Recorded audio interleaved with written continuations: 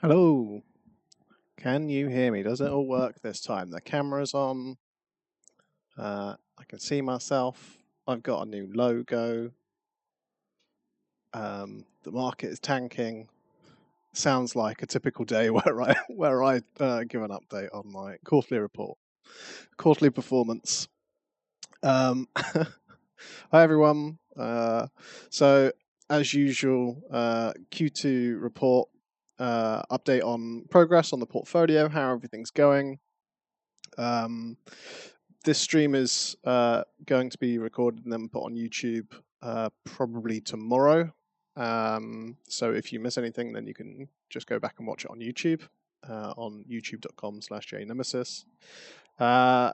Again, I'll be doing a Q&A stream 1 week after this one. So if your questions aren't really relevant to Q2 or to maybe Q3 as well, then perhaps save that for next week, and I'll have a much longer kind of period of time for answering questions next week, and that's pretty much the entire purpose of next week's stream. So I do this every quarter, one stream for performance update, kind of talking about the portfolio and what's been going on and the strategy, and then another for answering all of your questions. So let's get started. So usual disclaimers apply. I've got a slightly fancier looking presentation this time. I spent at least 6 extra minutes on it, so I hope you enjoy the fantastic graphics. The main point of this slide is to tell you all about the disclaimer at the bottom. This is not financial advice. None of this is investment advice, trading advice, anything like that. Past performance is not indicative of future results. So please keep all of that in mind as you're kind of watching this and going through the presentation. Don't go YOLOing into any positions on your own or anything like that off the back of this. Do your own research, etc., etc. And obviously, I'm not a representative of eToro, so nothing I say here is me talking for eToro or anything like that either. So the first thing we'll do is go through a brief intro about me.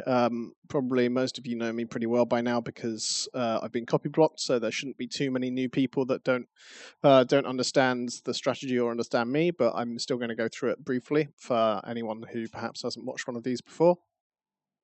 After that, we'll talk about the performance of the markets generally and of my portfolio over the past quarter and, of course, the year to date so far.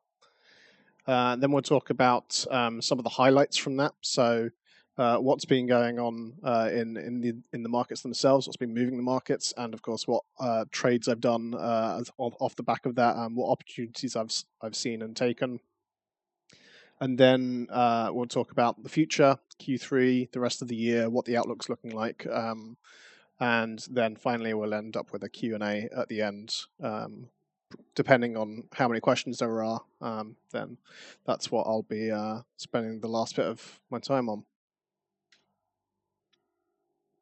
So, about me, the hoodie looks so warm. Yeah, it's actually the middle of summer, but it's not too hot at the moment. So, yeah, and I like wearing this hoodie. It's like my comfort hoodie.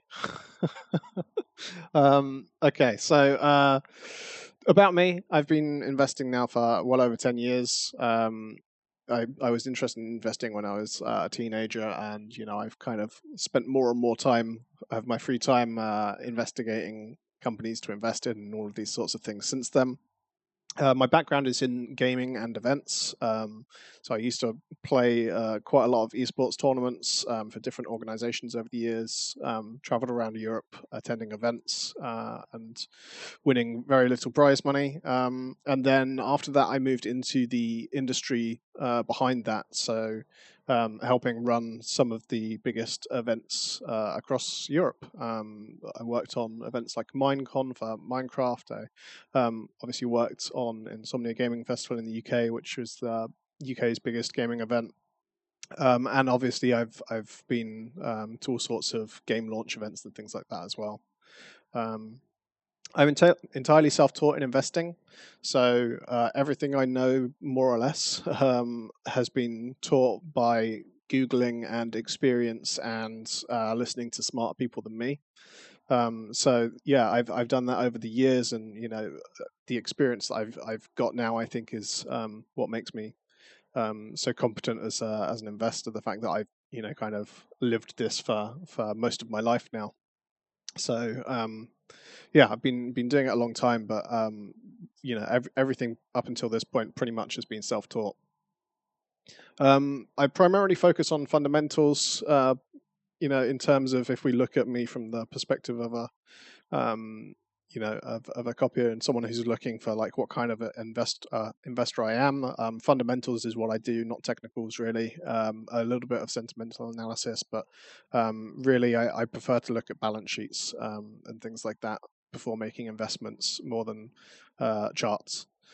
I've been full-time as a popular investor since 2017. I quit my job in the summer, roughly this time of year actually, back in 2017. So this is pretty much my 4-year anniversary now.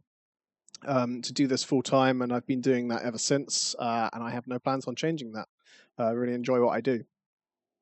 And finally, my CAGR since joining eToro is well over 45% now. So the target really is to try and keep that above 40. 45% is high. For sure. Like if you look at investors like Warren Buffett, Ray Dalio, etc., then you're looking at anything above 25-30% is considered pretty good, especially as your track record extends in length. So as I said, I've been doing this for quite a long time now. So my goal is really to kind of maintain these kind of returns over the long term. So just a couple of metrics. I was very lazy with the slide, as you can see, but I've been on eToro now for 7 years. So I've got over 7 years, fully transparent track record on there that anyone can go and check. eToro.com/people/Jaynemesis. Even if you're here and you don't copy me or you've never heard of me and you just stumbled on this Twitch stream, if you want to go and check what's in my portfolio right now, you can do that. As mentioned, my CAGR is actually 48.09% currently as of the end of last month. My AUM is still hovering at around $150 million. So that's the amount of money from all of my copiers combined. That's the amount of money that essentially is following every trade that I do.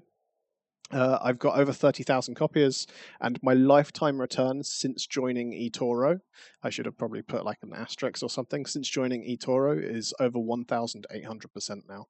So if you copied me on the day that I joined eToro, you would have increased your money by 1,800%, which really that's there to demonstrate the power of compounding interest, I guess. So talking a little bit about my strategy, I'm not a person that believes in rules, so none of these are like hard and fast rules. You'll see a lot of investors say that something has to have a P ratio of X and price to book ratio of Y, and they have to have X amount of cash and reserves, and they have to have whatever dividends and all of these kind of criteria. And if they don't hit maybe 10 out of 15 or something, then they won't consider it as an investment. I'm nowhere near that strict, and as much as this is kind of like a rough guide of how I seek out investments and then decide whether or not I'm going to invest. It's kind of like a very loose rule. So sometimes I'll do things and skip steps, or things won't fit quite correctly, but there'll be other motives behind me taking those positions. But generally, I start from the left and I move to the right. So the first thing I do is try and identify a future trend. That could be vertical farming, that could be lab-grown meats, that could be 3D printing, but generally they're pretty kind of forward-thinking trends for the most part. But as I said, sometimes I skip that. Next up, I check out the product. The product to me is one of the most important things I think a lot of investors overlook. If you have the best products on the market, you can charge pretty much whatever you want within reason, and you can make it profitable later. You can use that as leverage over competitors in the market. So product really is very, very, very important to get right. And I kind of weight that very highly in my decision making. If I don't like the products a company makes, then I'm far less likely to invest in them. Next up is the fundamentals, as mentioned earlier. So this is your cash flow statements, balance sheet, all of that stuff, income statements, listening to earnings calls, which obviously are just starting now. We're right at the start of earnings season. So that's obviously a key part of how I investigate companies. I wouldn't say there's anything specific I look for. I don't use discounted cash flow or things like that very often because I don't feel like it works particularly well in growth industries, which is primarily where I focus. But I have used them occasionally. Uh, then there's ESG, the ethics of a company, how they treat their staff, how they treat the environment, the management, the diversity of their staff, and things like that. Social responsibility, all of those things are very, very important to me. And I obviously it's very difficult to ever be perfect on that front, but I try my best to make sure that I'm investing in areas that are going to be a net positive for the world and net positive for society. So you won't see me investing in big oil companies or people who make firearms and things like that, unless I've totally changed my ethics or something. But yeah, those are the kind of things that you're not going to see me investing in. So that does limit my investments a little bit. But not too much, I don't think. I think it's entirely viable to make good returns while also remaining ethical in your approach to the markets. The next thing is portfolio fit. So this really is, it kind of depends on where I'm looking for the future for the portfolio to go, as well as the present kind of state of the portfolio. So, I don't want to overexpose myself to one specific sector too much. I've learned lessons over the years the hard way about doing that. That being said, I also still think that you have to weigh yourself quite heavily in some industries if you're really going to see the benefit of the growth from that. So, for example, I am still very exposed to solar and renewable plays and a lot of the big tech companies, purely because I feel like to some extent you have to be if you want to generate good returns.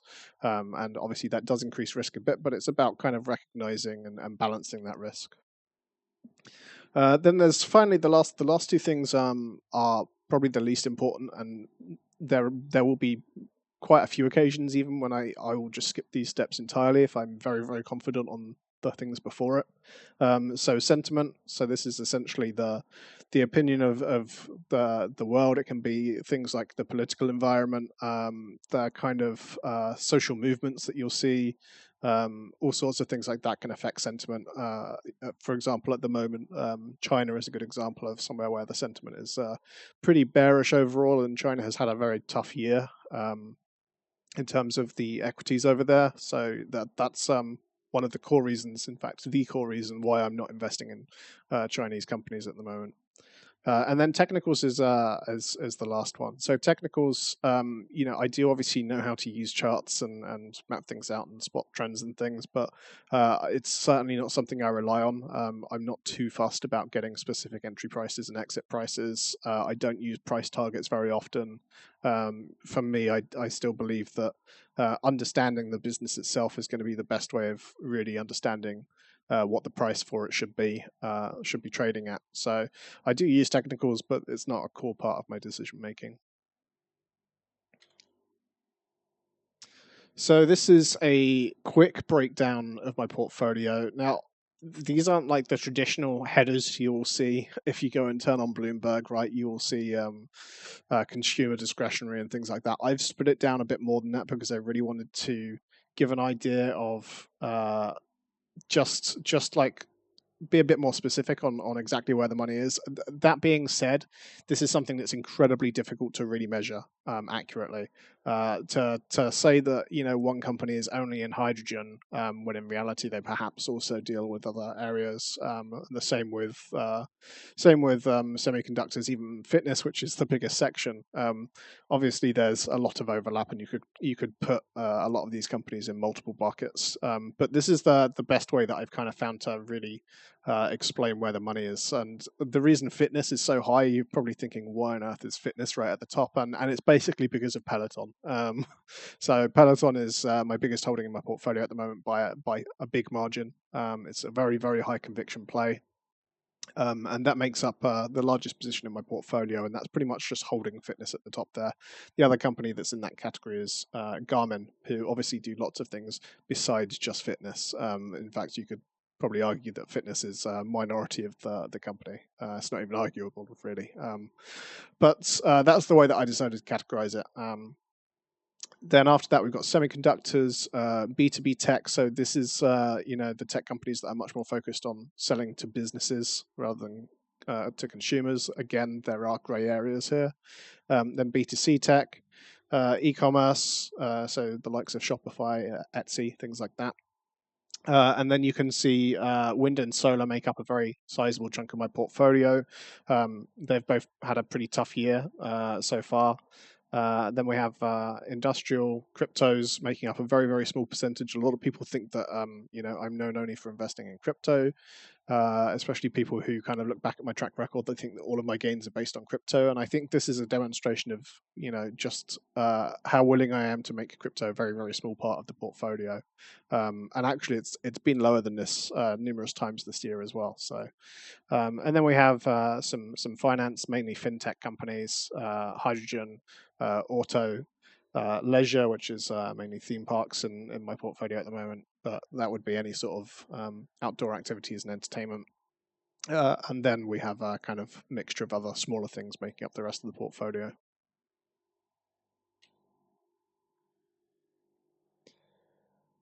So looking at Q2 that's just happened, you can see plus 8.58%. That's the profit that I generated over the past quarter.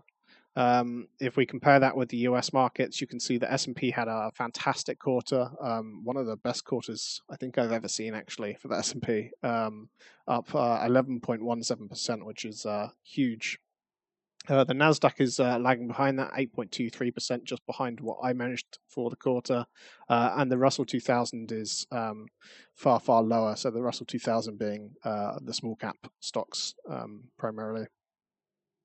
Looking across the pond a bit, the FTSE has had a pretty reasonable year so far, plus 4.84% this quarter for them.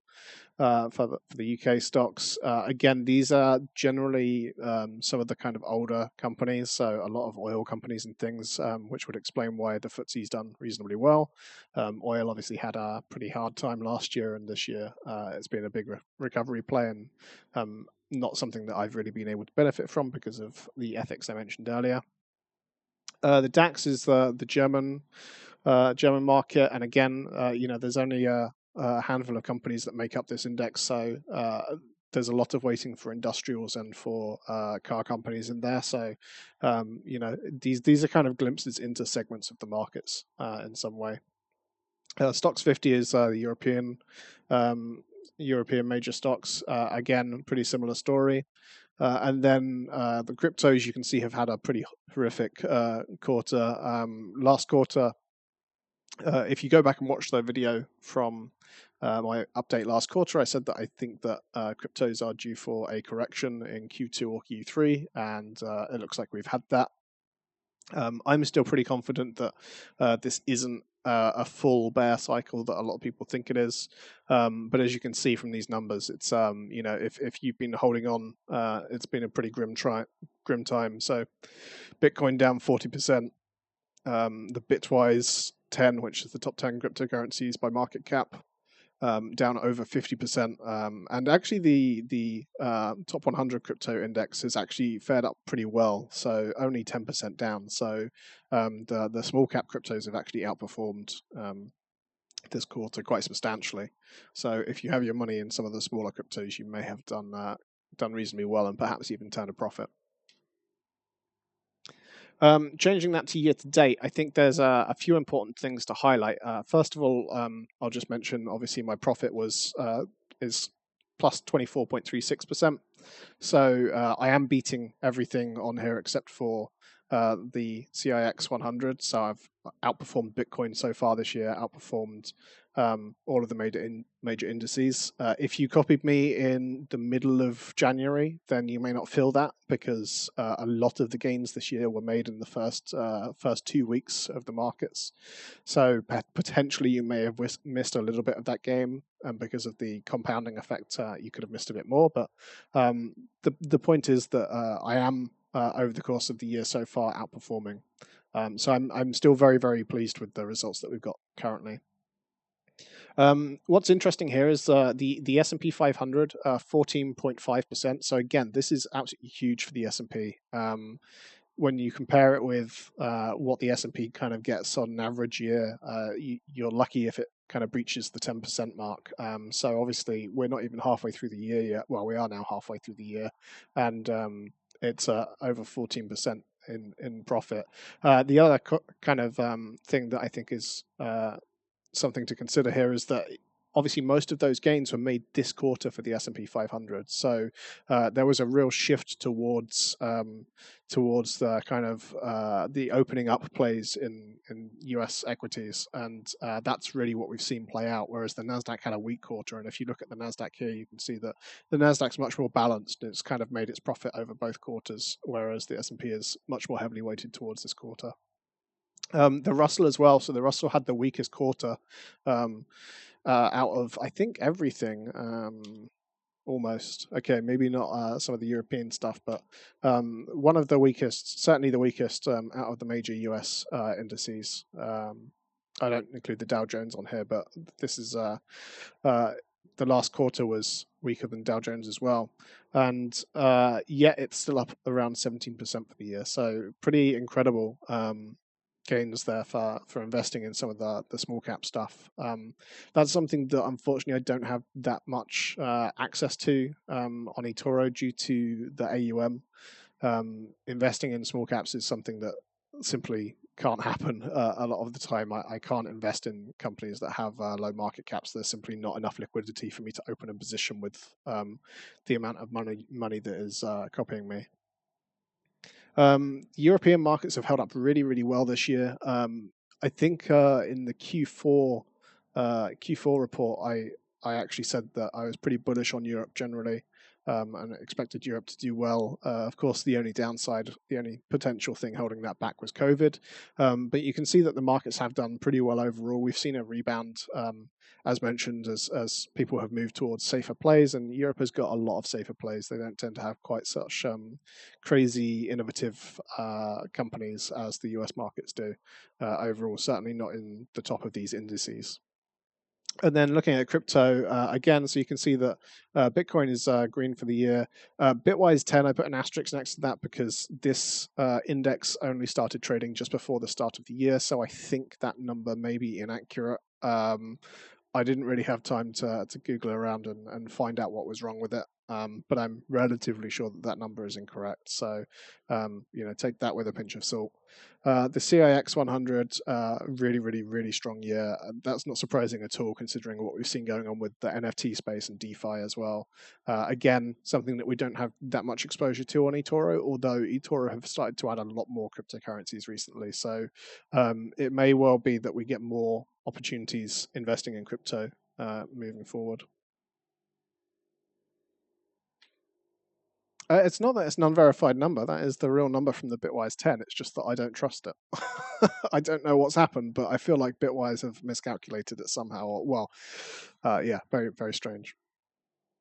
So market highlights. So this is really taking a look at what's happened, what's been moving the markets, rather than necessarily what we've traded off the back of. But these are mainly things that are obviously impacting our portfolio.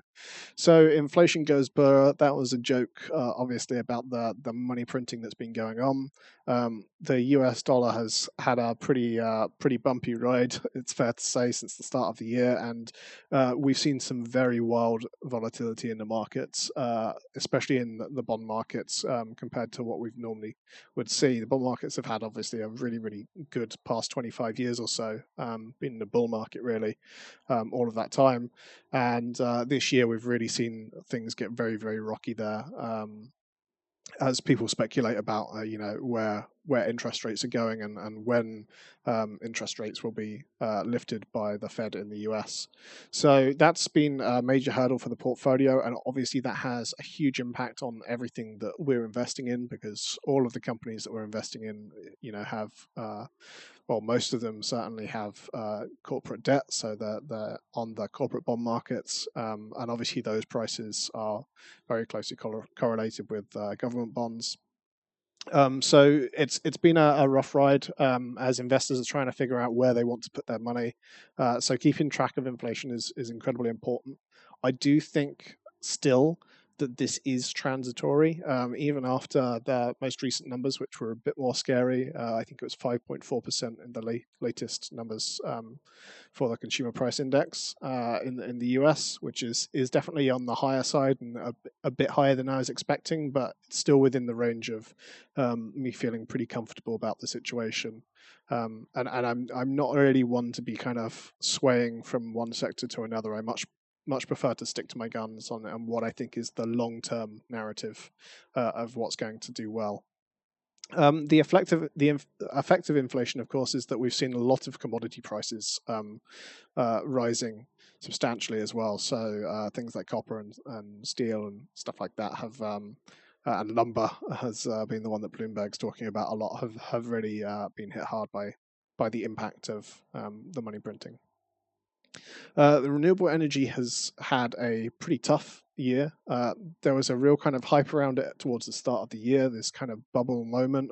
Unfortunately, that came not long after I started to invest in hydrogen, so we kind of got caught up in some of the downturn in hydrogen, especially. But if you look at the TAN ETF and the FAN ETF, which basically measure solar and wind industries respectively, both of them had a flat quarter this quarter, and they both had a down quarter last quarter. So, we're pretty heavily drawn down on where we should be in these. If you look at the portfolio, some of them are actually pretty close to break even, some of the positions we have, but overall the industry has really had a rough ride so far this year. And I think it's based on what we saw today from Siemens Gamsa, who released their earnings. I think we could be in for a continued rough ride as well, perhaps into Q3 and maybe Q4, certainly until we start to see inflation kind of come off a little bit. That's really what's added pressure to the sector, because when you're investing in big infrastructure projects like this, there's a lot of funding requirements. It takes years to get these things up and running, and obviously the profitability of these plants is based on the calculations they made when they first installed them. So although there are some tailwinds in terms of governments looking to improve their grids and make them greener and cleaner, it's been a rocky period for renewables as well. So something worth pointing out, since something around 15 to 20% of the portfolio is invested in that sector. Next up is the infrastructure bill from Biden. So, this was originally touted as kind of a Green New Deal, but as we've seen, if you actually look at the areas that the funding is going, it's not really that green. I think the EV charging, for example, I think was only something like 2 or 3% of the entire budget.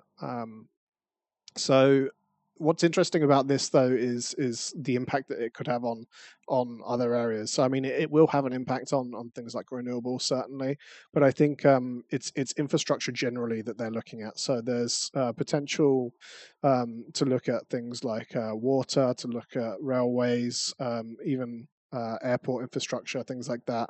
There's a lot of places where money is going to be flowing from this bill, and it's a case of kind of watching carefully to see which areas perhaps aren't being priced very well by the market.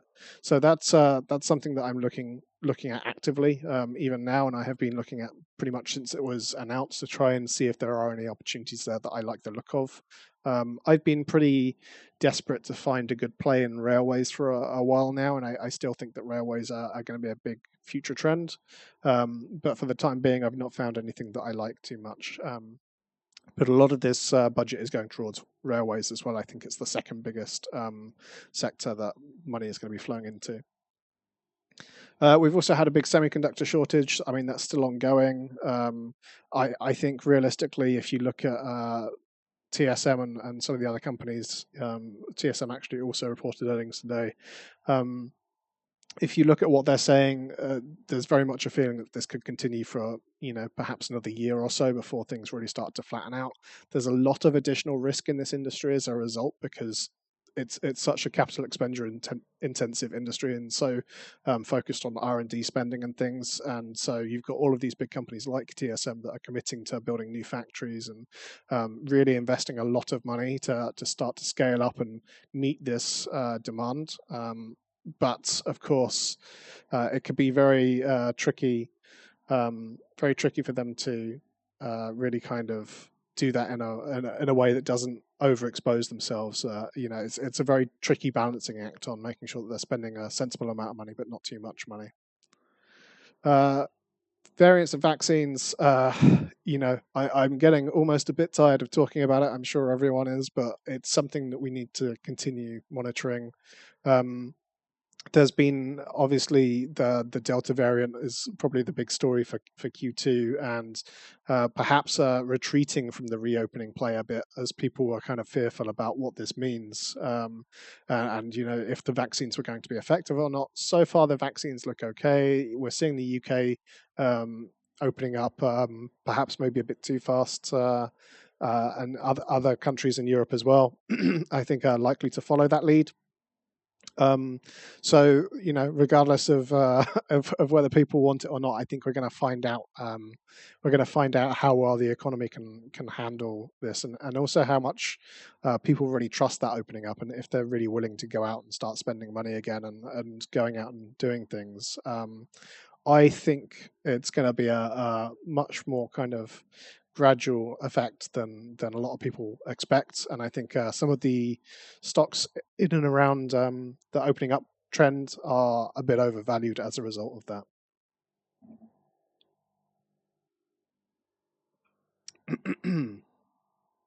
Last thing is crypto correction.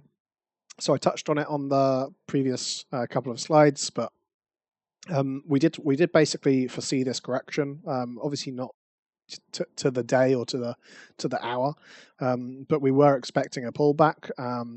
I reduced a lot of exposure very, very early in this past quarter, and actually even in Q1 I started to reduce exposure a bit. So we haven't been impacted by this too much, and obviously at some point there will be a point where we start considering about ramping up our exposure again.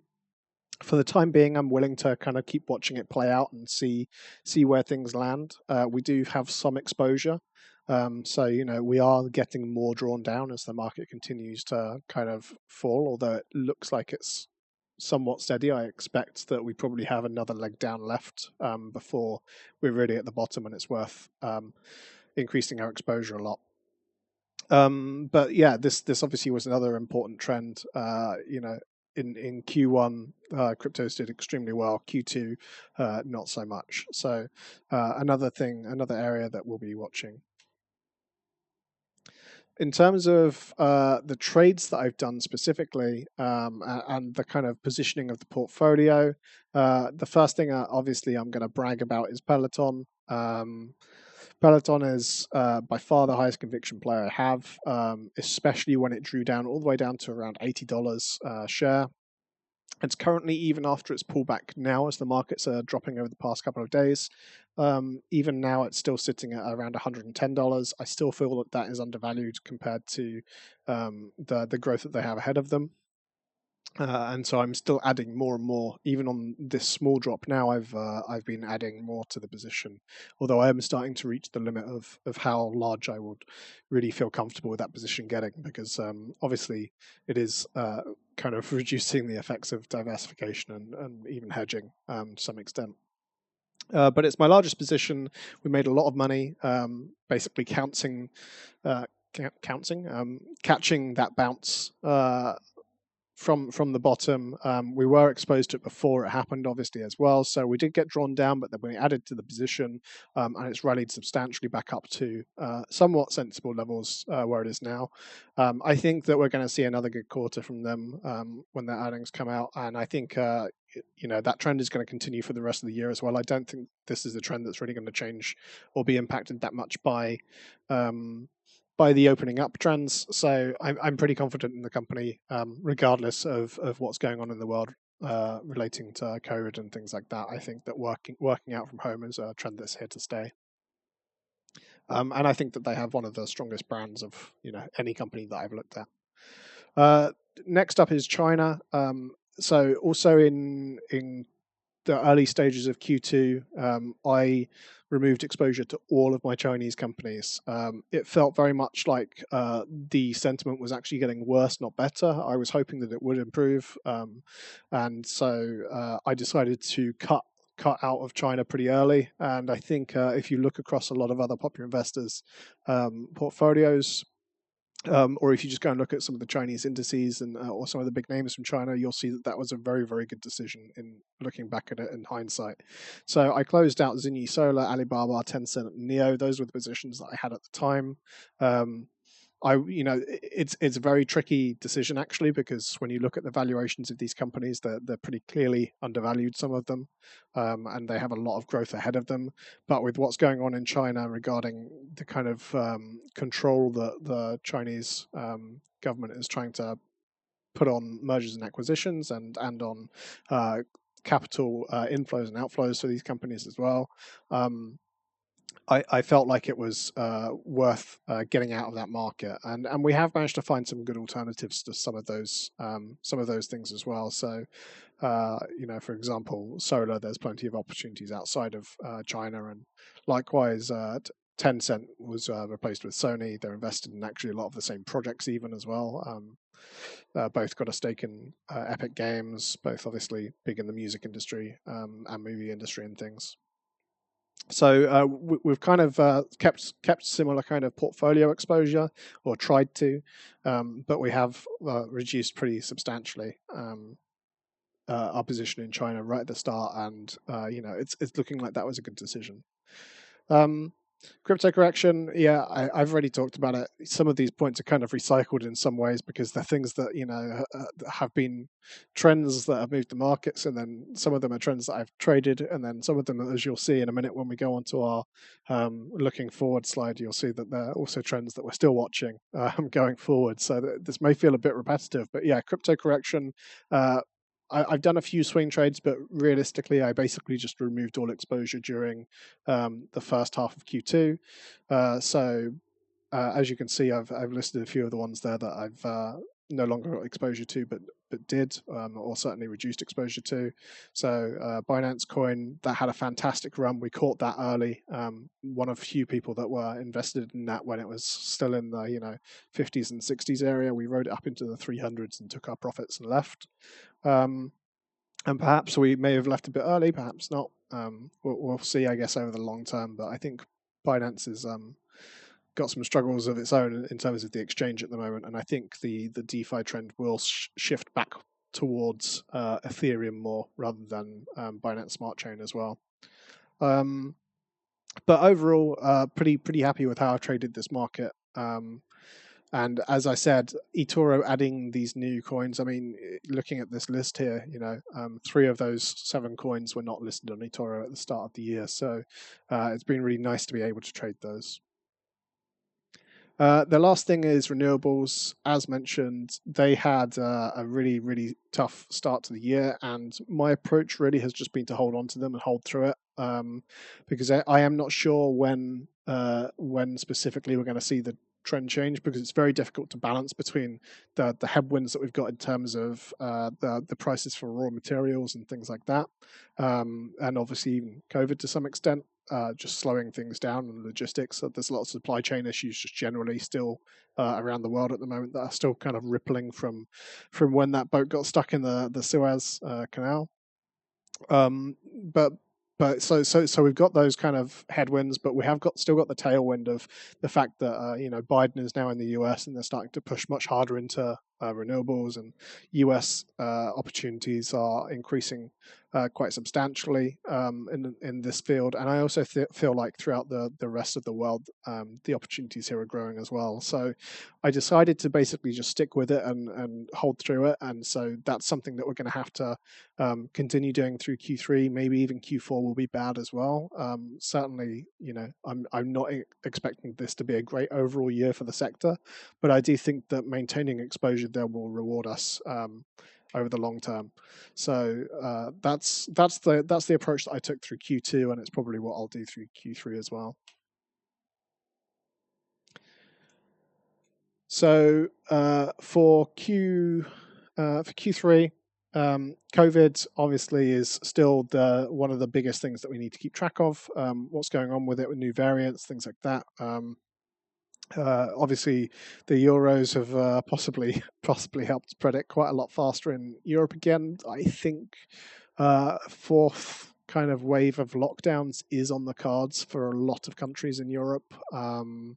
Potentially one more round of lockdowns before we kind of really start to see the effects of the vaccines kicking in. So that's something to kind of to keep in the back of our minds. I think while we're investing in these regions, is like, are these companies going to be impacted, and if so, how? I think companies are generally a lot more resilient at the moment anyway, to what's going on, and I think most of them have built some pretty good practices to kind of dampen the effects of COVID. So it's no longer the thing that it was this time last year, where you really had to be positioned in companies that were online. I think the companies that weren't positioned online have now positioned online, and have come up with innovative ways of kind of keeping their cash flows healthy. But we're still kind of looking at it from a kind of a geographic approach, right? Europe is in one position, the US is in a different position. They've both got pretty high vaccine rates, and so it's likely that Q3 should start to really see some of the growth coming through for both of those regions. Whereas if you look at Southeast Asia, some of the companies in Africa we don't have very much exposure to, and Latin America, then it's going to be still a bit more kind of slow to pick that growth back up again potentially. Renewables, as I said, there's a lot of tailwinds here. I think I've probably talked about renewables enough. I kind of talked through the points for this slide a bit just now. But as I said, I'm still very bullish on the industry as a whole. I still think that the tailwinds are good. I think it's not a super competitive market. Realistically, there's 5 or 6 big players across the major renewables, so essentially wind and solar, and so I don't think there's too much risk here, to be honest. I think that the lack of real competition and the scale of these projects means that they can kind of set prices however they want to within reason, and I think that increasingly governments are going to help subsidize that and help kind of pay for that. So confident on renewables still, but as I said, I'm expecting the next at least 3 months to be still pretty rough. And then finally, there's cryptos and monetary and fiscal policy generally. So I kind of lumped these all into one because we're still not too sure on the relationship with cryptos and monetary policy. It feels to me a bit like Bitcoin hasn't really done its job of hedging that well. So it'll be interesting to see how the correlations between cryptocurrencies and traditional fiat currencies look after this whole kind of thing is over. But I think cryptos, there could well be some opportunities here, and inflation is again just a case of tracking it. I don't think we're going to see rate rises coming in this year from the US. Probably it'll be next year. I think Europe may have to do it a bit sooner because the EU is a complex beast, and likewise the UK also has pretty high debt to GDP ratios and things. So we'll see, and also potentially some of those nations are recovering faster than others. So perhaps they can afford to do that. That's it for the presentation, guys. I hope you enjoyed it. I've put all of my socials and everything on here, with the exception of Discord, which I'm sure someone from the mod team will type in the command to give you a link to Discord in the chat. If you are not on it, then you can come and join it and hang out with the community, ask more questions, etc. But yeah, I'm happy to start answering questions at this point. Try and keep them relevant to Q2 and Q3. Feel free to ask about specific stocks if you want to that are in the portfolio, or trends that you see upcoming that you're interested to hear my thoughts on. I'm open to open to all of it and answering a few questions.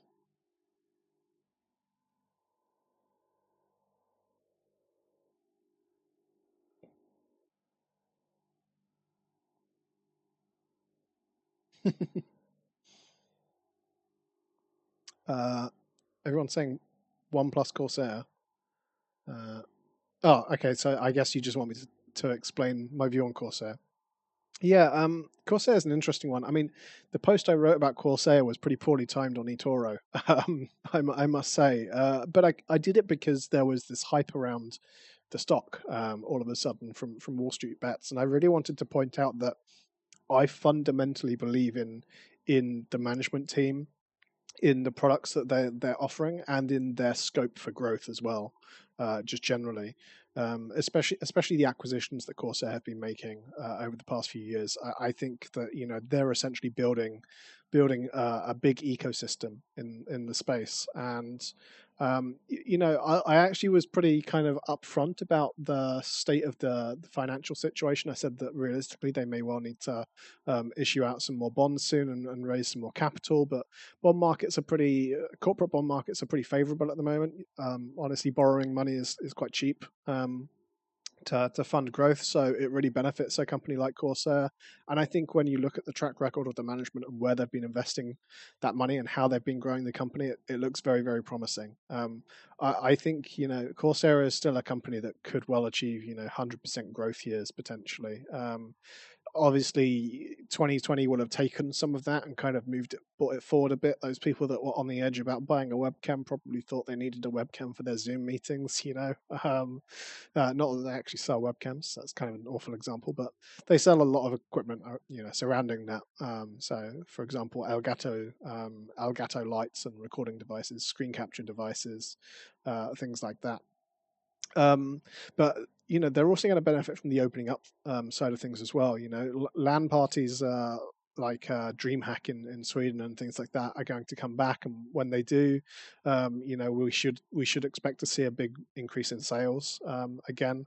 I also think that there's still this kind of this idea of people improving their working environments at home is something that also really, really benefits Corsair because they have good quality products. And once people have finished, modifying their house and painting their walls and buying some nice plants to go in their room, the next thing on that list may well be a new computer or a new keyboard or a new, lighting setup or a new desk, anything like that. And Corsair is very well positioned to benefit from all of those trends. And also the other thing is that the market in PC hardware is incredibly fragmented. There are a lot of players in the space. If you're talking about even graphics cards or motherboards, for example, I could name 15, 20 companies that make their own or customize the products that come out from AMD and NVIDIA, and produce their own boards. Well, they don't actually produce their own boards, but modify the PCBs. So there's the fact that it's fragmented kind of works in Corsair's advantage to some extent because they are the ones, along with maybe Asus and a couple of other companies, that are really starting to build out a wide ecosystem of products that talk to each other and work well with each other. Even as silly as it sounds, things like RGB lighting. If you can control the color of your RAM in your PC and the lighting on your desk and your Elgato lights and your Stream Deck and all of these things from one piece of software, then that's obviously going to be a much better experience than kind of using something from one company over here and another company for your SSD and all of this stuff. So I think that's part of the advantage they have, is that they're one of the early players in building a strong ecosystem here. And I think that they've been doing it in a good and sustainable way as well. So I really, really like the management behind Corsair. I hope that's enough.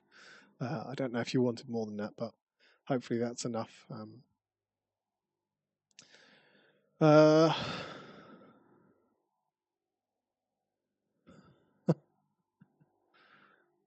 let's see, some very weird questions in chat from some of you. How do you think Peloton can be worth in the next 3 years? Well, I mean, that's a pretty long time horizon. A lot, to be honest. I think they could become the single biggest. They're kind of like. I see them as potentially another Nike, right? I feel like they could really corner the market um, for home gym equipment, certainly on the premium side of things, and also potentially even for gyms themselves. I mean, the sky is the limit. Once they start really generating big revenue, the potential for them through M&A, especially as hotels and gyms are going to be struggling because of what's been going on with COVID, it gives them potentially an opportunity to just buy their way into that market as well, and take advantage of the companies that are struggling a bit to build out their own competitors in some way. So, yeah, like there's a lot of directions that Peloton can move in. I wouldn't want to give a price target for 3 years, but I would expect a minimum of probably a minimum of 150% growth over 3 years would be roughly where I'm kind of expecting it. Which obviously, over 3 years, that's pretty good return. Palantir, yeah, Palantir is not a company that's in my portfolio, and as I mentioned earlier, it doesn't fit with my ethics. I know it is a very popular stock. I think I haven't looked at it in depth, but at the surface level, and I'm not going to look at it in depth either, because I know it's something that I'm not going to invest in, so I don't want to waste my time investigating it. But I can see the appeal of that stock for a lot of people who do invest in that area.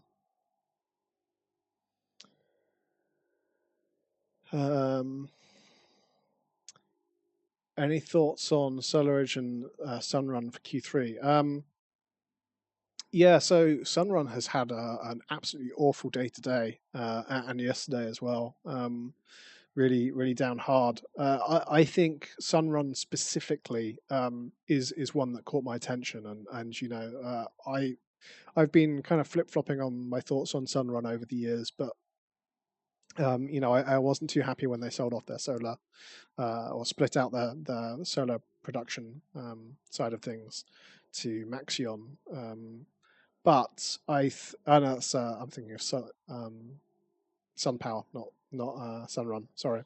Yeah. So Sunrun. So I got the two confused there. But Sunrun, yes. So the thing I like about Sunrun the most, I think, is the kind of pricing structure that they go for, right? Where it's in Europe, I don't think there's really any companies that do this. I'm not sure if it would necessarily be legal in some cases, because I think it can kind of be seen as quite predatory in some ways. But essentially, they're kind of going with this like leasing model for the panels, right? Where they get put on your roof, and then you're essentially benefiting from it over time. And it's a very different model to the idea of just buying your own panels and paying to get them put on your own roof.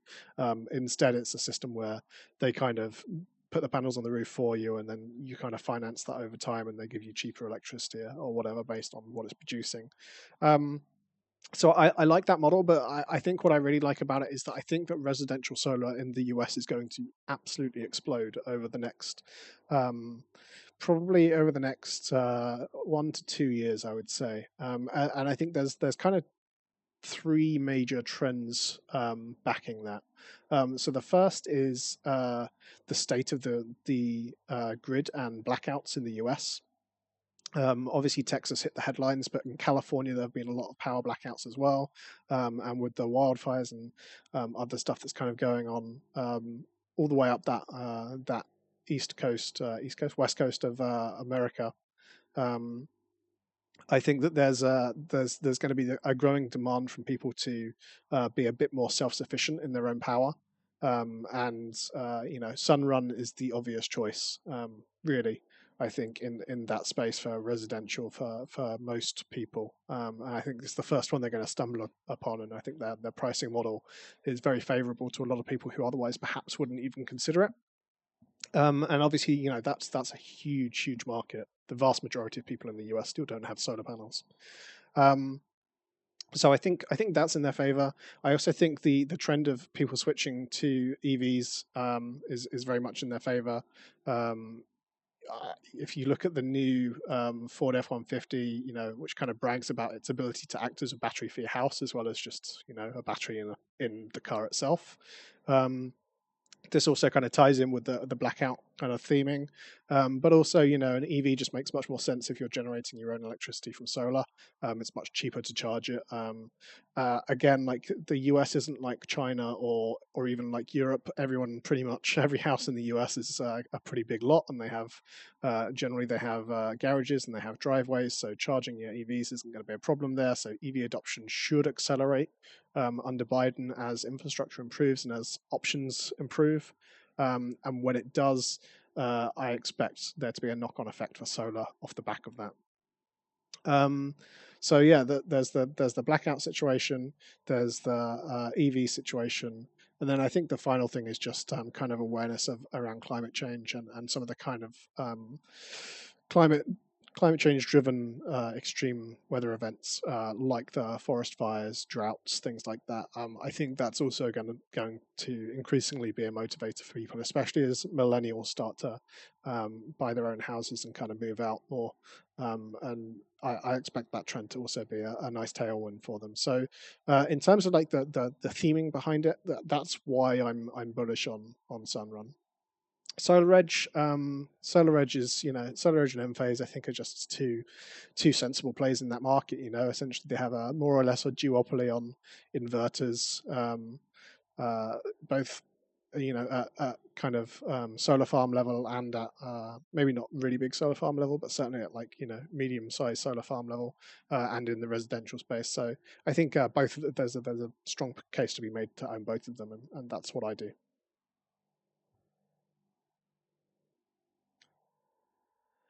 It's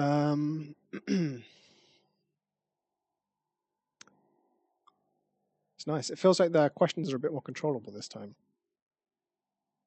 I do apologize for kind of rambling in my answers as well. There you go. Let's look at a nice picture of a mountain.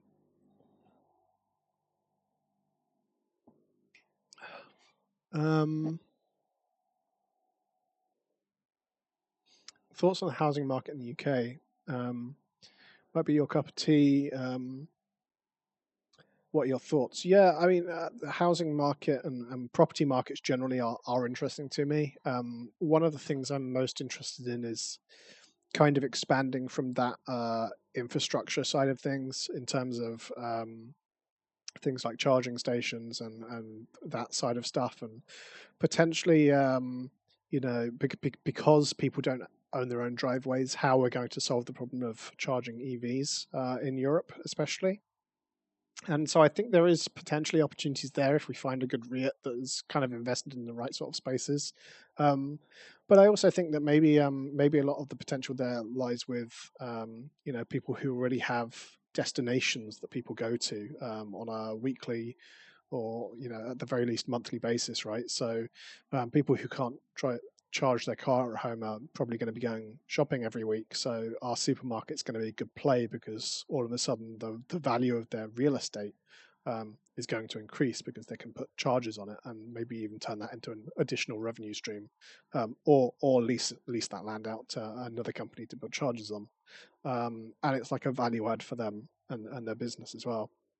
So that's one of the kind of plays in like property generally that I've been thinking about. Another one is about the kind of shift in office space. Office leases are generally pretty long term, and I think that we aren't going to see the return to the office in the way that we used to, and we are going to see more people demanding offices, like an office in their own individual houses and things. So potentially we're going to see people trying harder to kind of build slightly larger houses that are more accommodating to like this kind of modern work from home lifestyle.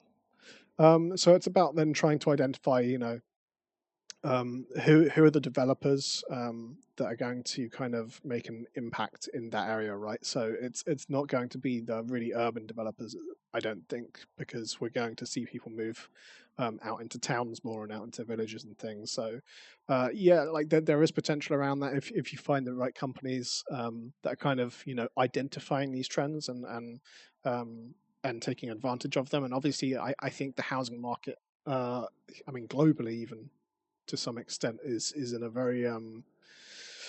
very attractive position in terms of investing in it. I'm not convinced on the ethics of it to some extent, but yeah, I think probably the thing that excites me most about that space is probably more the innovation side of it. So the idea of 3D printed buildings and also some of the more innovative building materials that are being developed as well. And so far I found that it's pretty kind of mixed across the board, but I think buildings is one of the things, again, that governments are going to target soon for trying to reduce emissions and reduce waste. And so if we can find companies in that space that are innovating and adopting those new technologies quickly and really have their finger on the pulse and are willing to take risks, those are the kind of companies that I would be looking for in that market. But again, I think that's more to do with my kind of skew on how I look at the markets, right? And that I'm trying to find things that link it back to the trends that I'm most confident in. So I think that's the way that I look at housing and property generally.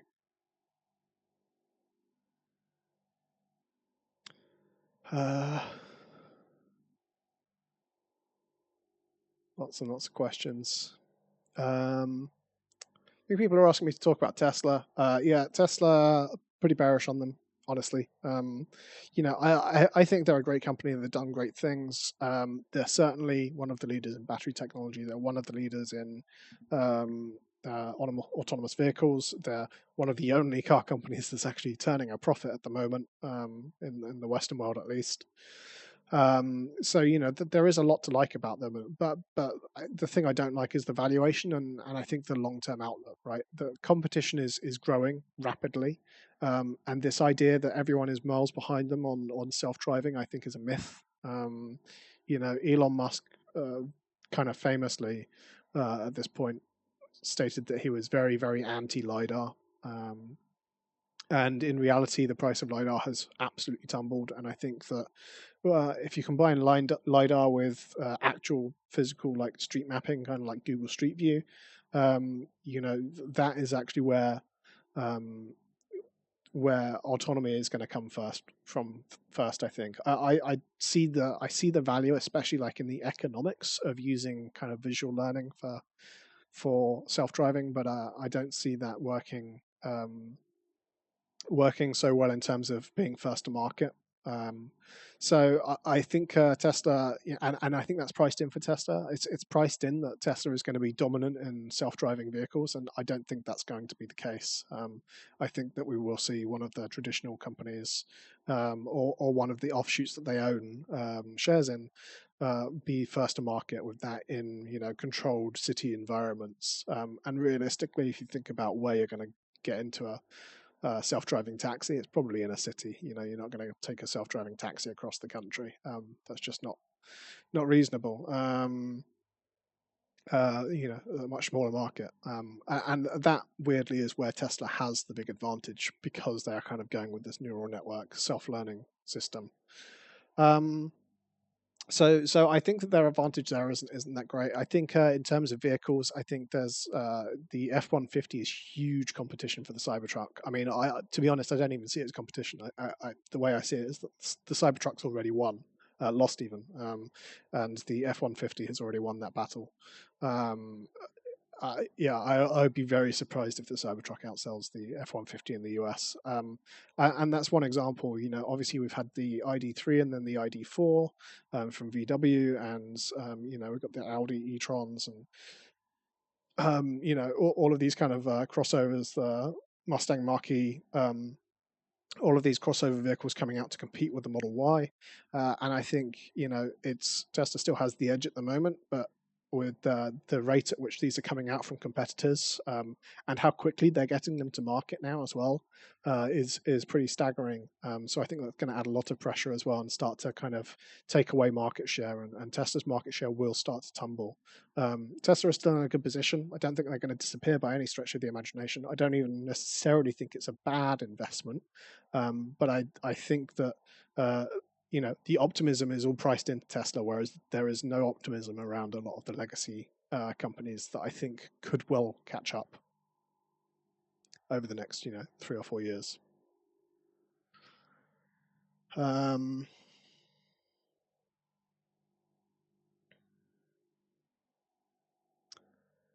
Work for Alliance having a big focus on staff well-being these days. One of the things I think is very beneficial is people working remotely. Yeah, I think the remote working trend is here to stay. We'll move into like a hybrid situation, I think. Come into the office when it's sensible sort of models. How do you hedge your positions with bumpy markets? I saw you buying SQQQ. Yeah, so SQQQ is one of many tools, but essentially that is like the core way that I do it. Right, is that I will short the overall market while remaining long in the companies that I believe in that are part of that market. So the Nasdaq is where most of my exposure is in terms of the stocks that I'm buying into. And so the Nasdaq is the natural thing that I'm going to short first, probably, unless I see a good kind of trend-based reason on why I think a different market could be affected worse. So that's one way I hedge. I mean, sometimes I hedge with direct positions as well. So talking of Tesla, that's an example I like to give, is that I could go short on Tesla and long on VW and Ford, which I am long on at the moment. And essentially that kind of balances out the risk from holding those, because if the entire car industry goes down, then I'm benefiting from Tesla going down, and if the entire industry goes up, then I'm benefiting from my conviction plays. And my belief is that they should outperform Tesla, and so in terms of return. So, even if it was like a 50-50 split between them, then I should still come out on top if the market moves the direction I think it's going to move in. So that's another way that I do it as well. But I mean, there's all sorts of risk that you would hedge out in different ways, right? Like you can hedge out inflation risk with, playing around in the bond markets and things, and you can hedge out, systemic risk and systematic risk. Like there's a lot of geographic risk, political risk. There's a lot of there's a lot of ways of approaching it. So there's no like easy answer, but in terms of like what you're going to see me do most frequently, it's pretty much shorting indices for the most part, and then occasionally individual stocks as well.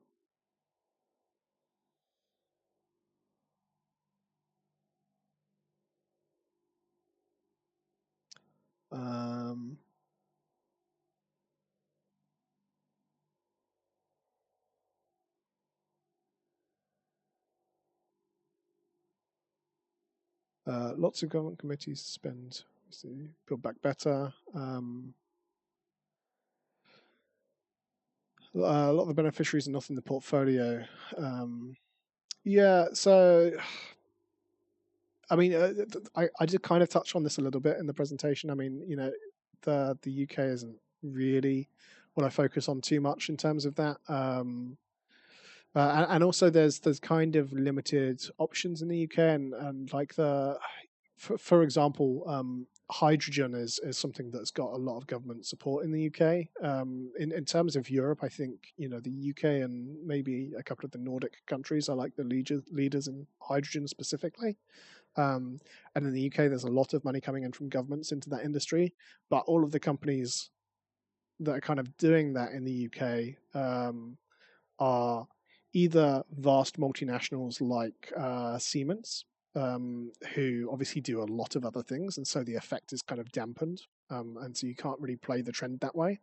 Or it's going to be companies that are small caps, and if they're small caps, then it means that I simply can't get exposure to them because of the AUM that I'm kind of stewarding at the moment. So Instead of looking as a result, I don't really tend to look at the UK, but I do look at the US a bit more, and that's what I talked about in the presentation was the infrastructure bill in the US, and I think for me, there's a few there's a few ways you can approach it. We already have a lot of exposure to the renewable side of the kind of building back kind of theme, but the increased commodity prices at the moment makes it hard to go down the route of construction companies. So that's kind of off the table a little bit. So then you need to kind of look at companies that are perhaps already established and are very exposed to where that money is going to be spent. And I think in the US, the industry that I've identified that ticks that box and also ticks the boxes in terms of ESG for me the most is the rail industry. Specifically, I think freight rail and high speed rail are the two areas that I'm looking at, and those are trends that are also playing out, outside of the US as well. To be clear, and some of the companies may have exposure outside those regions, but it's just about trying to find the right fit. It's pretty easy to identify the trend, identify where the money is going, and where we could invest as a result. But then you've got to then weigh that up with how much is the market price this in? Are these stocks overvalued? Am I then exposing myself to risks elsewhere? Does it fit into the portfolio that I currently have? And that's really where the struggle has been. The struggle has been finding the specific investments from those opportunities that are actually a good risk to reward for me to take into the portfolio. Why the SPX 500 outperformed the Nasdaq? So the reason the S&P 500 is outperforming the Nasdaq is pretty simple, really. The Nasdaq had a fantastic year last year, the best year I've ever seen, I think. And yeah, as I said, so the reason is simple. The reason is there's the idea of opening up of the economy, and the companies that make up the S&P 500 are much more kind of brick and mortar, old school companies. There's a lot more, even oil and gas companies, who again had a horrible time last year. They've rebounded dramatically. Oil is one of the best performing sectors, and energy generally is one of the best performing sectors over the year so far. Financials as well. You're not going to find very many banks listed on the Nasdaq, and again that sector did incredibly well towards the start of the year. Although their earnings so far haven't looked fantastic, but that's kind of what's going on behind it. Also, hi, by the way. I realised who you were when you asked the question, Carlton. Carlton Lasseter. Classic. Who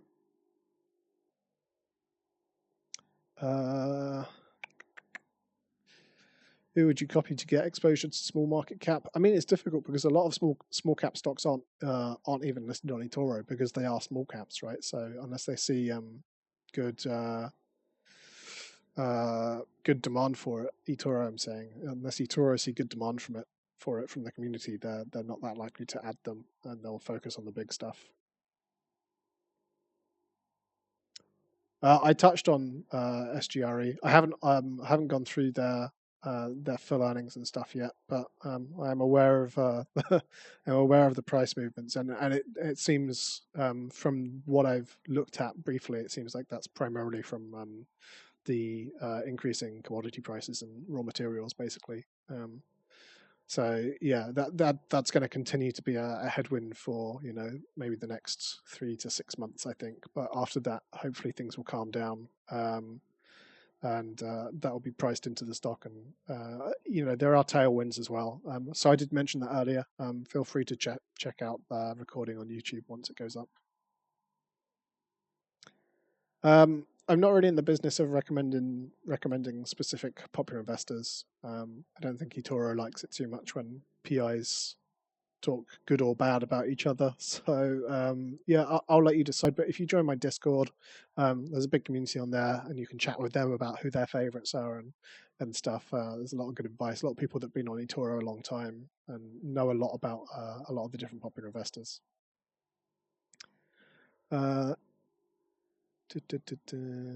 Do you post anywhere the reasoning behind your new positions breakdowns, such as Corsair one on eToro, but with greater frequency? Yeah, so the frequency is down at the moment, primarily just because there's been a lot going on in my life outside of eToro and with kind of knock-on effects from eToro as well. So I'm studying for exams. Just bought a new house, which needs quite a lot of stuff doing to it, and then need to move into it and stuff. So really, I've kind of focused on just talking about like the big core conviction plays. More than happy if you guys start petitioning me for which of my positions you want me to write about next. Then that would be cool, and I'm happy to do that. But obviously, it takes a long time to just compile everything. Even like the Corsair post, there's a lot of like fact checking and double checking numbers and what's going on with the company, or the Ford post, for example, going in and checking all of the rates and when all of the bonds are going to be closing out and stuff. So yeah, there's a lot of work that goes into writing those posts. I think a lot of posts that you'll see are pretty surface level and just talk about, this is the thing they make, and this is how much money they make, and I think it's going to go up, or I think it's going to go down. Whereas I try and dive in a bit deeper, which is why I don't post quite as frequently as well, because I like to make sure that I'm really giving good value on the posts that I write.